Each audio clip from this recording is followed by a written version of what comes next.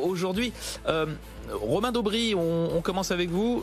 Je m'assure que vous êtes bien en ligne avec bonjour nous. Vincent, Oui. Bonjour à tous. Oui, Bonjour Romain. Séance de stabilisation aujourd'hui, mais on a quand même perdu pas mal de plumes. Passez-moi l'expression ces deux dernières séances. Et puis la tendance reste très incertaine avec ces mauvais chiffres macroéconomiques. Oui, effectivement, elle est en fait assez neutre à moyen terme, la tendance. On avait indiqué un trading range situé entre 6315 et 6545 sur le futur CAC 40 pour l'été.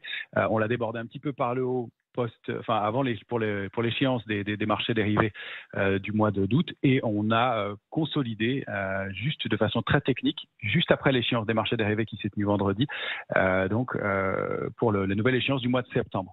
La consolidation, elle se fait plutôt en bon ordre pour l'instant. On constate qu'on est allé chercher déjà une zone cible qui est donc 6315, 6380. 6380 était la cible du biseau ascendant, donc on est allé chercher hier. Aujourd'hui, on est allé chercher les extensions, quasiment 6315, c'était le support majeur. On a très vite rebondi dessus, et on a pour l'instant un marché qui se comporte de façon plutôt raisonnable compte tenu effectivement des mauvais chiffres dont vous parliez.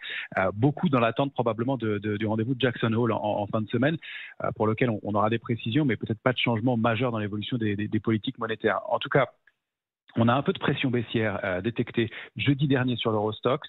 Et puis hier aussi, la pression est relative. On a ouvert sur le futur CAC 40 aussi avec un peu de pression baissière.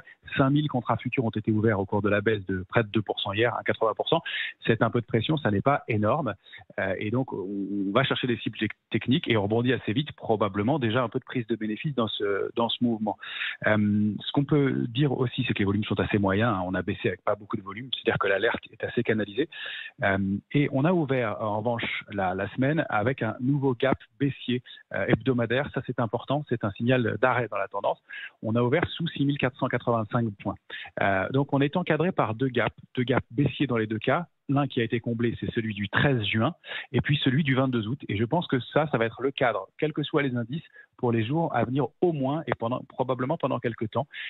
C'est ces deux grandes zones de gap. Alors pour l'un qui a été comblé, le gap du 13 juin était baissier, et on est repassé au-dessus, mais après une grande bagarre.